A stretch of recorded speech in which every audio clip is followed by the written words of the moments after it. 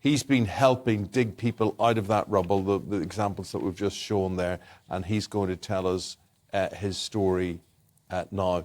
First of all, Atiqur, very, admiration to you for what you're doing. It must just be so harrowing for you. To be honest, I actually sent a message to my management team today, who are based in the UK, and I was saying, look, the morale of the team is very low. I don't know how I'm going to keep motivating them. Everybody's just so tired. We've been sleeping on the floor, been eating sort of soup for the past 3 days. We've got wet clothes on for the past 3 days, and we're just exhausted. But, we're the lucky ones, do you know what I mean? We still got a bit of warmth, we're still having something to eat. The scale of this disaster is just so difficult to explain in words, really. The reality is, the harsh reality is, the government, the resources, the rescue efforts are frankly overwhelmed because, as you say, there's no way they can attend every single one of these human tragedies. And those people who have survived will frankly, probably, in most cases, not make it.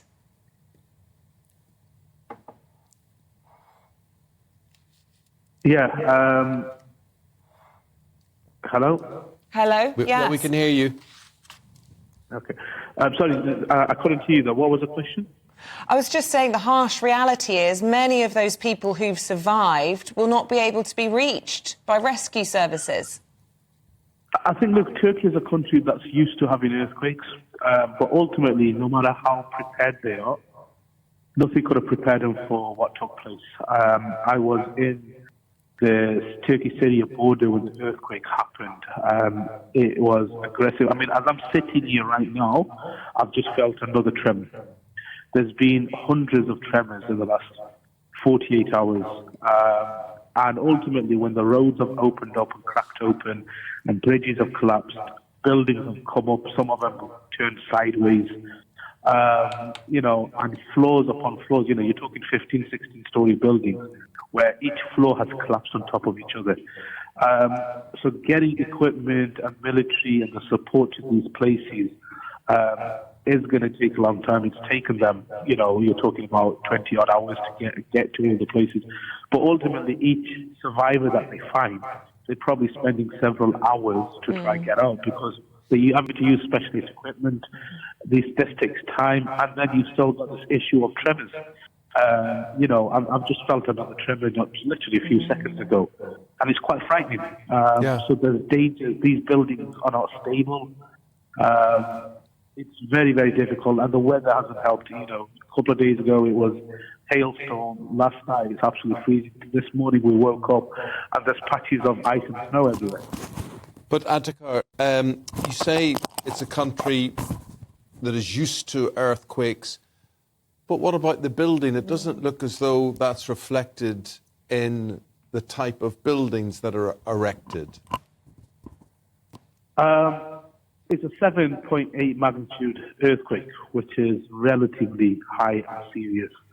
Yes, what we forget at Antakya, for example, where I am, is an ancient city. There are buildings, for example, mosques and churches, which are probably over a century old.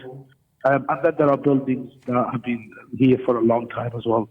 Some of these buildings may not be up to the standards that are current standards.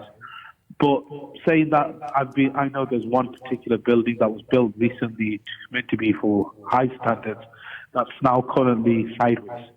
For a minute and a half, this earthquake took place. I was surprised that the building I was in was not collapsed. We could talk about infrastructure. Of course, there's going to be some weak buildings. But, God help, us in the UK. But if that was any city in the UK, we'd probably have seen something equally as bad.